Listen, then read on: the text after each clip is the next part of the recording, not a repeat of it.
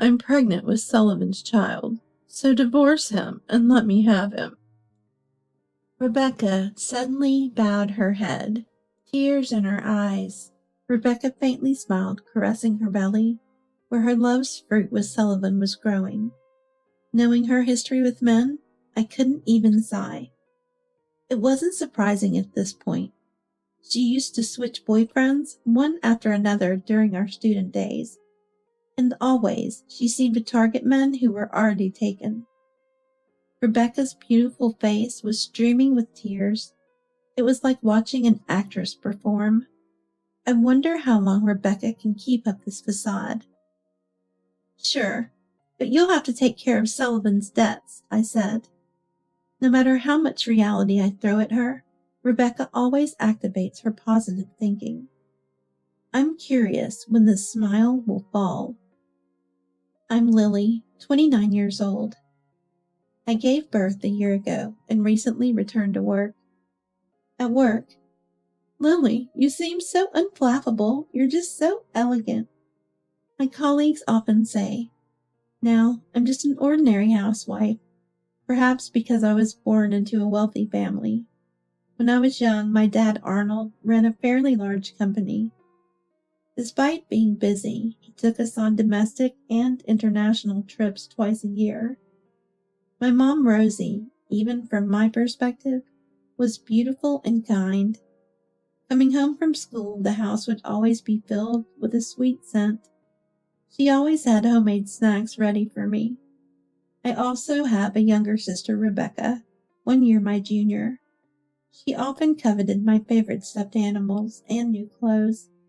Rosie never told me to be patient because you're the older sister. Instead, she patiently explained things to slightly selfish Rebecca. Thanks to this, ours was a calm household with raised voices.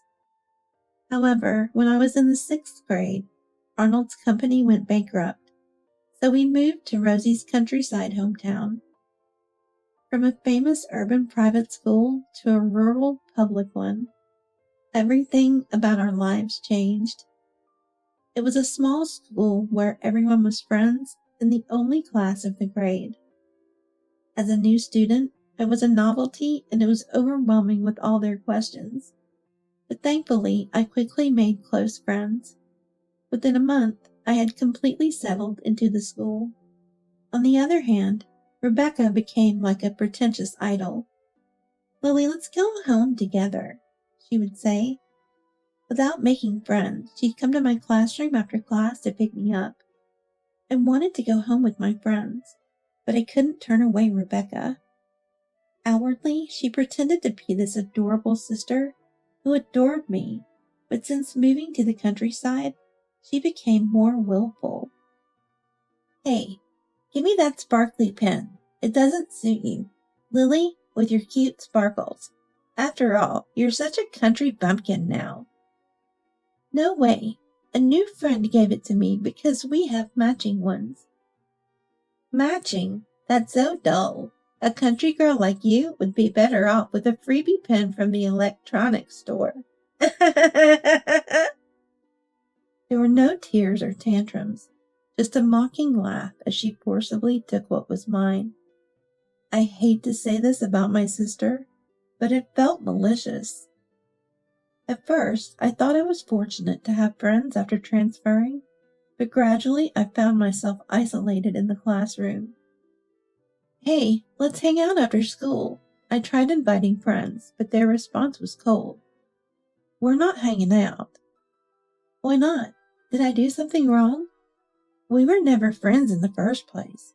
You must hate us country folk, being a city girl and all, right?" I was suddenly scolded, too stunned to understand. Looking around, I noticed everyone in class giving me cold stares. Then Rebecca showed up. "Lily, let's go home together." With no place for me in the classroom, I grabbed Rebecca's arm and hurried home. "Lily, let's go home together again tomorrow." A bit selfish, but I believed Rebecca, who was always by my side, was someone precious. Then, The reason for my isolation became clear. Apparently, a sparkly pen identical to mine was found in the school's trash can, defaced with the word Country Bumpkin written in permanent marker. I didn't do that. I desperately denied it, and the teacher believed me, helping mend my friendship. We made up, but things were never as close as before. Maybe in early elementary school, a simple apology would have sufficed, but it's a delicate age in the later years. My classmates accepted me again, but I felt an invisible wall had formed. Did Rebecca do this? She was the one who took the sparkly pen from me. Could she have thrown it away? I couldn't help but suspect her. What are you talking about? I don't know anything. Maybe it was harassment from those friends you thought you had, Lily. Everyone probably hates you. No matter how much I pressed her, Rebecca just laughed and denied everything. More rumors spread about me bad-mouthing friends, and again, Rebecca was suspicious. Yet she acted innocent, clinging to me, saying, I love you, Lily. It was frightening. Rosie, who I relied on, had started working and didn't know about this. I didn't want to worry her with unnecessary concerns, as she seemed busy. So on the surface, we were seen as a pair of charming, close sisters. Rebecca, who hadn't made specific friends for a while, began to attract boys in junior high. Her demure and mysterious nature drew them in. But there was a problem. She'd date boys who already had girlfriends. Oh, were you dating him? I'm sorry, but it's not like I seduced him. I just happened to be loved by him. Moreover, she made provocative comments to the girls who were dumped. As a result, all the girls were enemies. But she was liked by the boys. I sometimes wish I could pretend to be a stranger, but in our one class per grade country school, everyone knows we're supposed to be close sisters. Lily, let's go home together. For some reason, instead of going home with her boyfriend or his friends, she always chose to walk with me. Rebecca clung to my arm, acting like a cute kitten. Just as I started making friends, I couldn't bear being thought of as part of Rebecca's boy crazy group. In fact, there were quite a few girls who saw me as an enemy. I never had a boyfriend, but felt uncomfortable because of Rebecca's influence. And I was wrong to think that boys didn't like me. Behind my back, Lily is so harsh to me. Rebecca played the tragic heroine. Her overdone victim act seemed transparent to other girls, but somehow fragile to the boys. Wanting to distance myself from Rebecca, I went to college out of state, and then found a job there. I wanted to see my parents, but only to return home for Christmas or family gatherings. To avoid Rebecca. I didn't have any problems with socializing once I was away from her. After dating my first boyfriend for 2 years, we decided to marry. I dreamt of a wedding, but couldn't bring myself to invite Rebecca or friends from back home, so I didn't have one. My husband Sullivan is a man of firm opinions. Unlike me, who tends to look to others, he's bright and optimistic, which drew me to him. Are you and your sister not close? It's not that we're not close, but... Come on, from what you've told me, it's clear you don't get along. Well, it's not like I'm saying I hate her to her face. You should just be honest, Lily. You worry too much. From what I hear, your sister sounds like she embodies all the worst traits of a woman. It's natural to dislike her. Sullivan's laughter eased my dislike for Rebecca a bit. He's always smiling. Like the time we were forgotten at a restaurant and waited over 30 minutes He didn't get angry. What? They forgot about us? It's okay. So, as an apology, our meal is free, right? He responded casually and cheerfully to the apologetic waiter. Although a bit brazen, Sullivan's brightness lightens the mood. It'll be fine, is his catchphrase. I worried his parents might be upset about us not having a wedding. It'll be fine. Just as Sullivan said, they weren't bothered. When I found out I was pregnant, my anxiety outweighed my joy. Then, it'll be fine, Sullivan assured me. Once our son Sean was born, I couldn't help but adore him. Despite the stress and worries, I'm willing to do anything for my precious child. Sullivan sometimes talks about quitting his job on a whim to start his own business. Just after giving birth, I'm bewildered, but he laughs it off. It'll be fine, and confidently pursues his beliefs. It was tough managing the housework and childcare alone since Sullivan was busy, but I felt that he could break through any barrier. I believed he'd be my hero if I ever really needed him. His optimism was a great comfort to me. This helped me reduce my aversion to Rebecca, and I started visiting home more often to let my parents interact with Sean. Rebecca and I are both nearing 30 now. Rebecca, once seen as a selfish and cunning sister, had become a beautiful adult, perfectly suited in high-end brand clothing and accessories. Still single and living at home whenever we visited. Lily, Sullivan, welcome. Please make yourselves at home. Sean, let's play together. Rebecca would warmly greet us. It seemed I was the only one who still harbored ill feelings. Look at that. Rebecca's actually a nice girl. I imagine someone much harsher from your stories, Lily. She's like an elegant beauty, incorporating brands without being pretentious. Yeah, she's become a kind woman. It's like her childhood self was a lie. I'm relieved. Lily, are you mean? Jealous of cute Rebecca? Putting her down won't raise your stock, you know. His words hurt me, but they made me realize I had painted a negative picture of Rebecca to Sullivan. Social Sullivan quickly grew close to Rebecca and our parents. Oh, Arnold, you used to run a company. I'm a business owner now, too. Really? That's impressive. It's in distribution. It's deep. Trusting my eye to source top-quality goods. It's exhilarating when they hit big.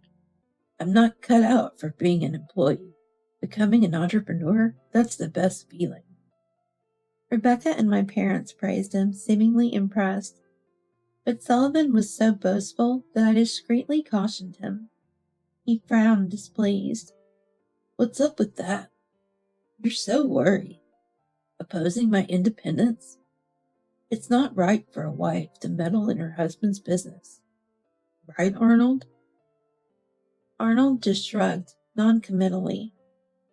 Lily, it's fine. I want to hear more about Sullivan's work. Rebecca interjected, and Sullivan eagerly continued. That's amazing. Way to go, Sullivan. Rebecca knows how to handle men. Sullivan, looking pleased, slightly annoyed me. Wanting to impress Rebecca and my parents, Sullivan was more talkative than usual.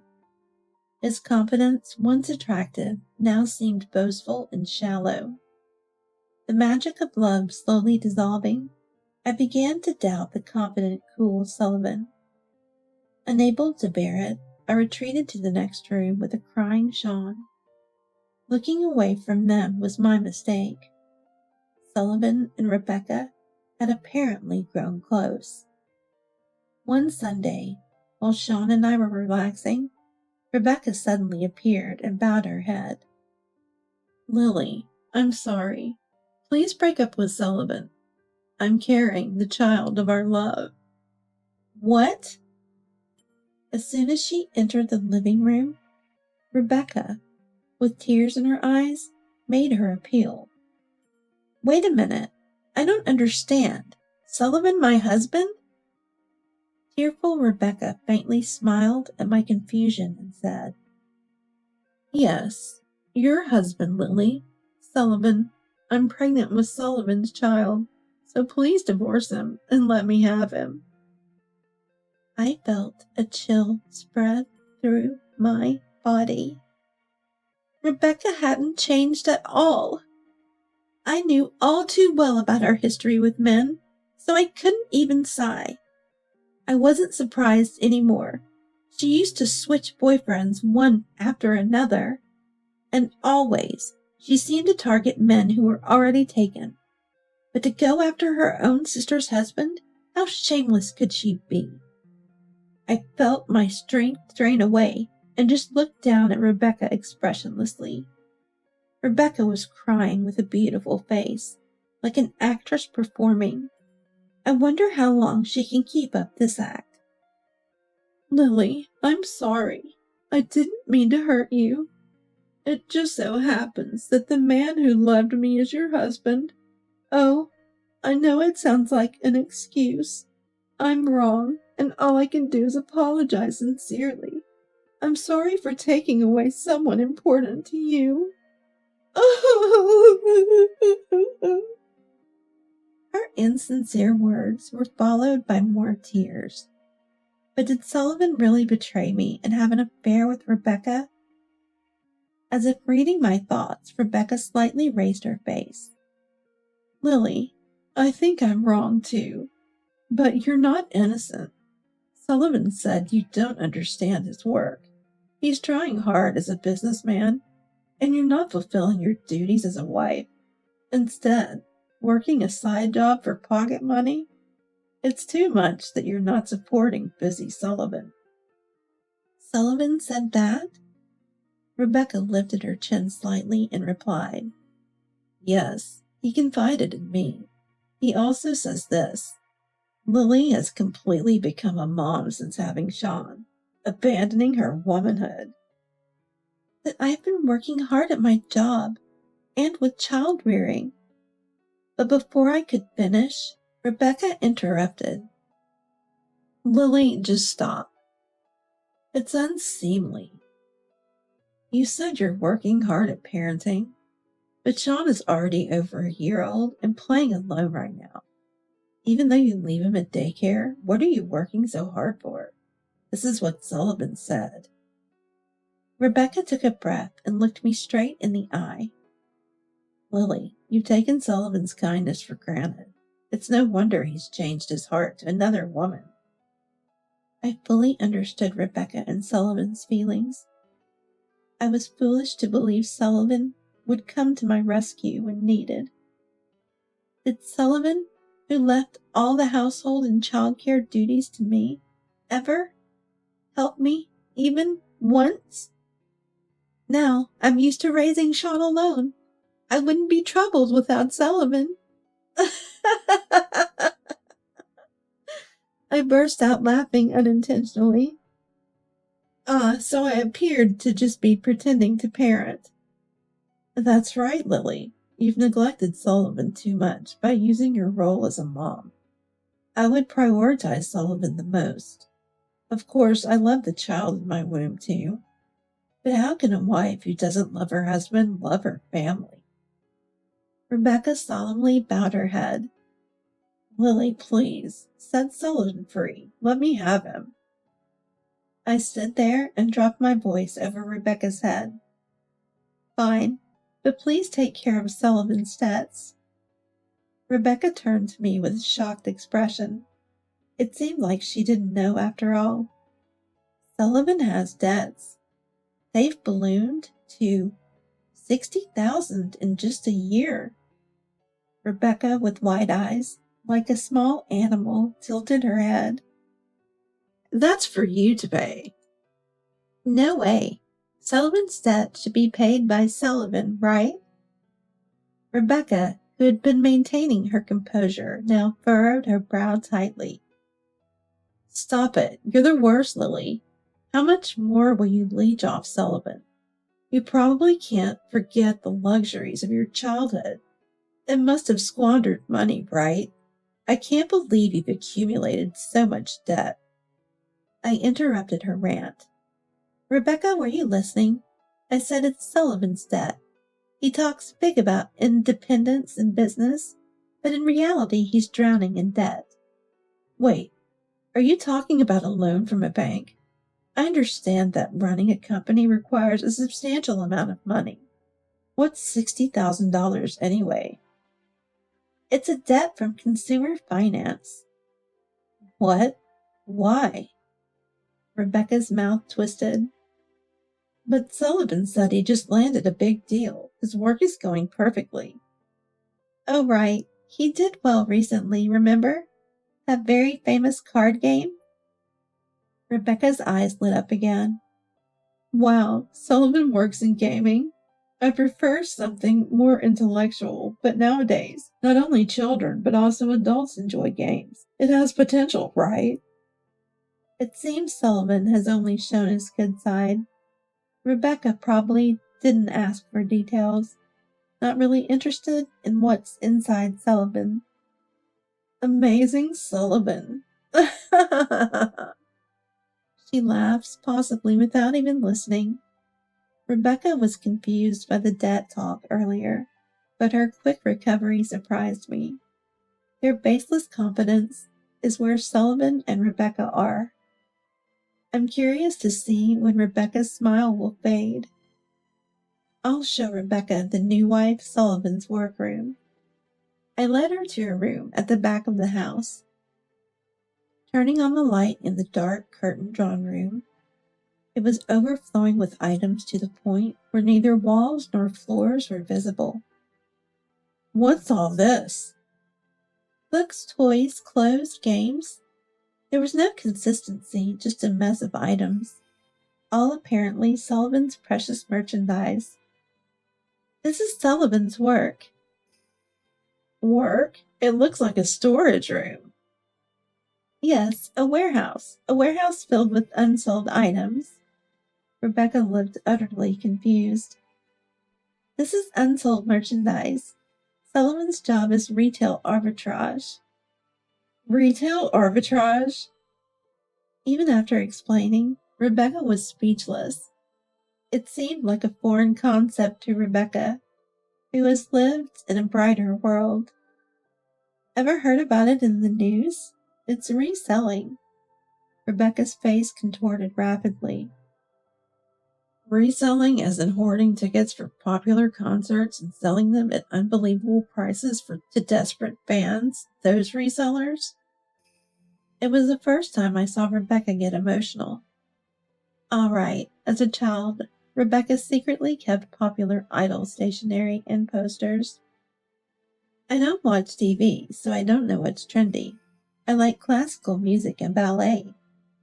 She used to say playing a mysterious character, but apparently she had a past of being troubled by resellers. Sullivan's a reseller? No way. Just then, Sullivan came home. He probably rushed over after hearing Rebecca was confronting me. Rebecca grabbed him. Your job is reselling, is that true? Sullivan looked into her eyes and answered earnestly. What I do is retail arbitrage. I don't know what lies Lily has told you, but it's a respectable distribution business. It's a tough job that requires the ability to discern market trends. So it's different from reselling. Well, yeah.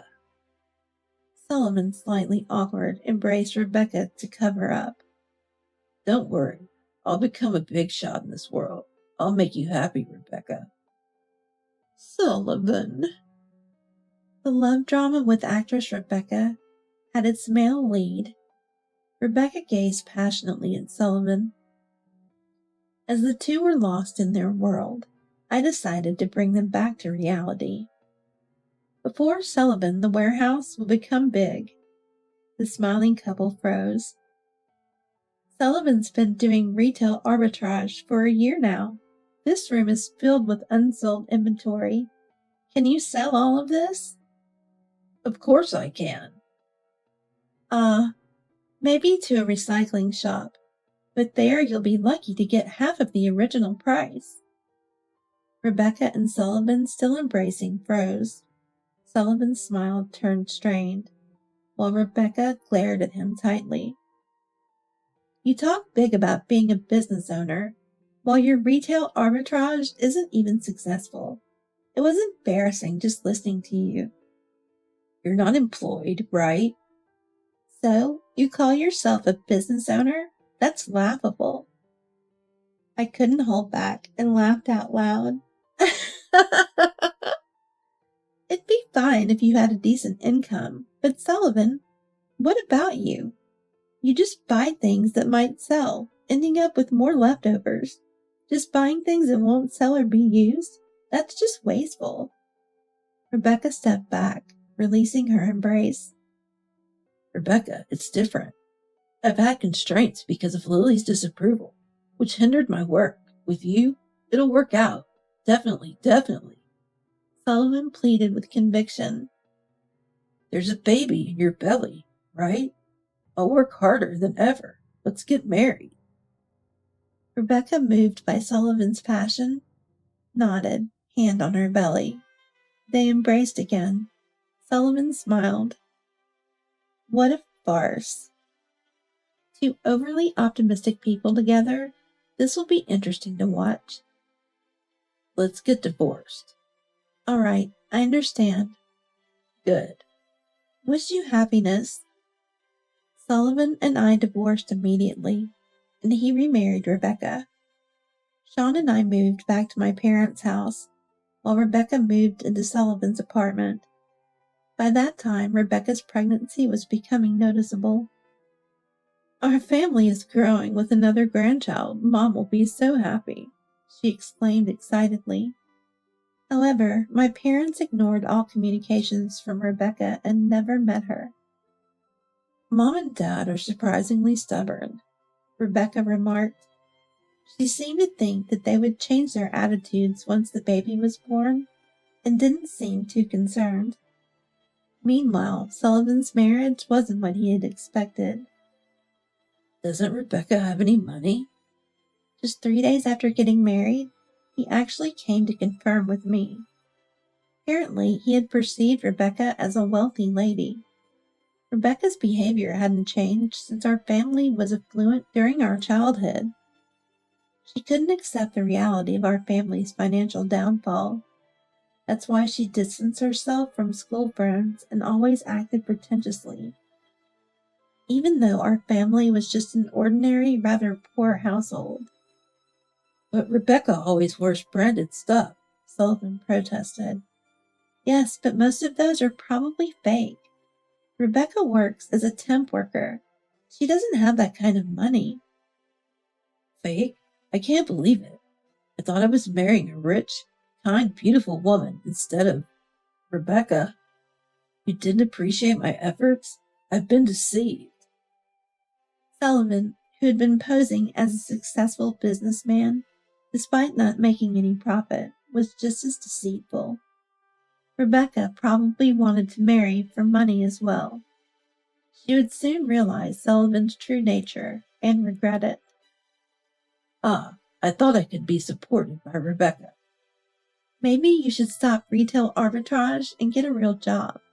You couldn't even tell Rebecca's branded items were fake. Shut up. They looked real to me. Only real.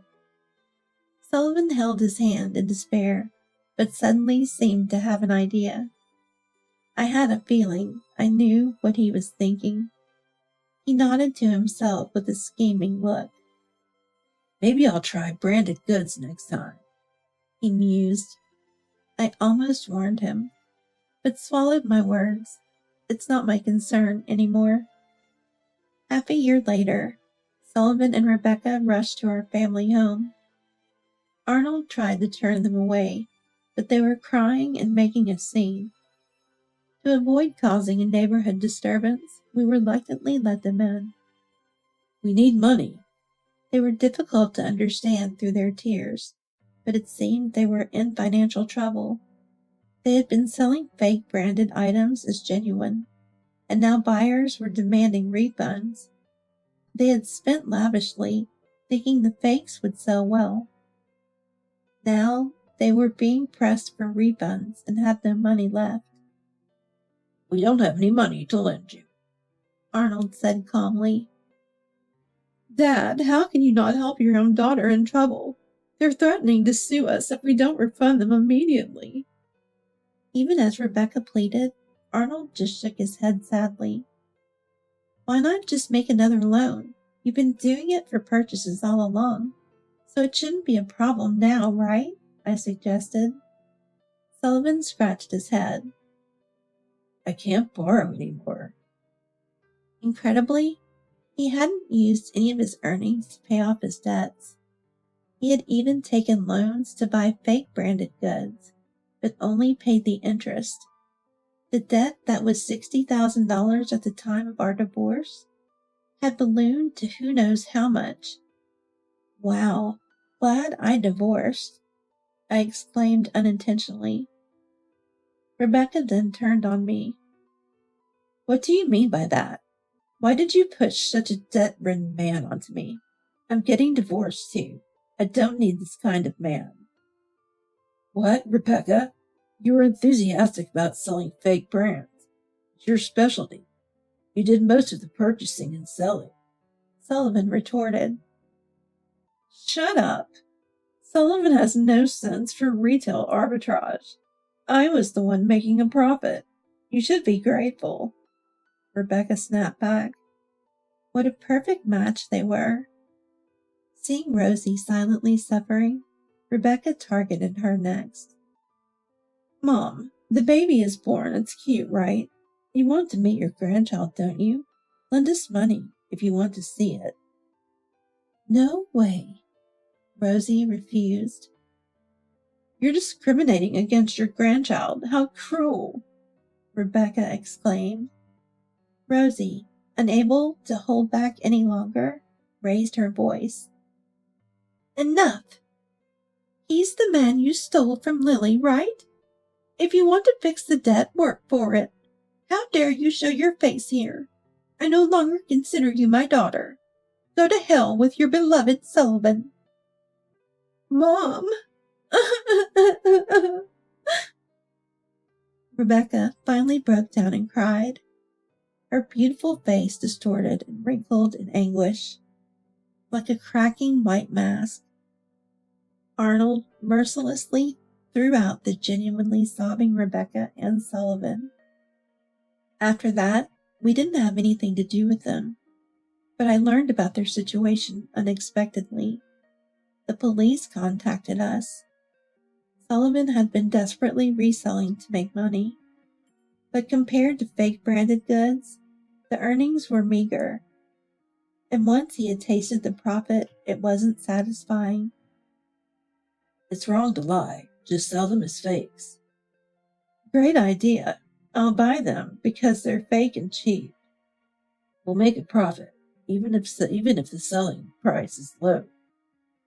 So they were back to dealing in fake brands. They refunded noisy complainers from the previous trouble, but managed to get by with the rest. Despite fears of being sued, they thought they were safe since nothing had happened. But wrongdoing eventually catches up. They were finally held accountable for their crimes. Our foolish daughter has caused you trouble. Arnold apologized to the police repeatedly. He never asked to lighten their sentence. Instead, she has no remorse. Please ensure she receives the appropriate punishment, he insisted. Rebecca and Sullivan were arrested after claiming they didn't know the goods were fake, a defense that obviously didn't hold up with the police. Unrepentant and without compensating the victims, they received actual prison sentences. Both ended up in jail together. They begged for forgiveness once their fate was sealed, but it was too late. Moreover, a mountain of debt awaits them upon release. I'm relieved I divorced. I even feel thankful to Rebecca for awakening me to Sullivan's reality. Despite his boasting about distribution and discernment, it was Rebecca who gave me the wake-up call. I'm still living at my parents' house. I haven't remarried, but Sean has a younger brother now. We took in Rebecca's child. Our family isn't wealthy, but we manage without wasteful parents. Colleagues no longer say, "Lily, you seem so inflammable." Managing 2 energetic boys leaves no room for calm. Sean is 5 and Rebecca's child is 3. Every day is incredibly noisy, almost maddening. "Stop fighting all the time," I scold. They pause their squabbles, glance at each other, and run off, always in sync during these moments. They know Grandma Rosie's arms offer a safe haven. Rosie says, Well, so full of energy," as she pats their heads. I guess scolding is my role, while spoiling is Grandma's. I've decided to raise both boys equally without discrimination. They don't need to be wealthy or outstanding, just kind-hearted adults. As for me, my throat is hoarse from scolding so much. Sucking on my usual honey candy, the children bring me a handful of candies. "Thank you, you're so kind," I say. They smile sheepishly, rowdy and noisy, but still my adorable kids.